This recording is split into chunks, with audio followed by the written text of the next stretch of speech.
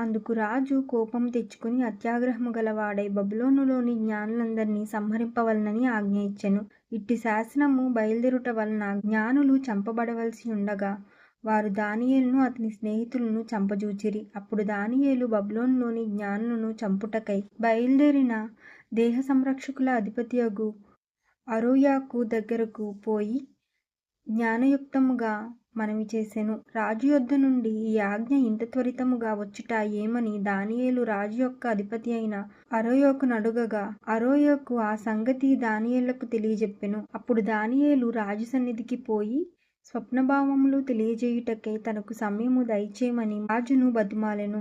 అప్పుడు దానియేలు తన ఇంటికి పోయి తన స్నేహితులైన హనన్యాకును మిషాయేలుకును అజర్యాకును సంగతి తెలియజేసి తానును తన స్నేహితులు బబులోనులో తక్కిన జ్ఞానులతో కూడా నశింపకుండునట్లు ఆ కల యొక్క మర్మము విషయంలో పరలోకమందున్న దేవుని వలన కటాక్షము పొందు నిమిత్తమై ఆయన్ను వేడుకొనుడని వారిని హెచ్చరించెను. అంతటా రాత్రి యందు దర్శనము చేత ఆ మర్మము దానియేలునకు బయలుపరచబడును గనుక దానియేలు పరలోకమందున్న దేవుణ్ణి స్తుతించెను. ఎట్లనగా దేవుడు జ్ఞానబలములు గలవాడు, యుగములన్నిటను దేవుని నామము స్తుతినందునుగాక.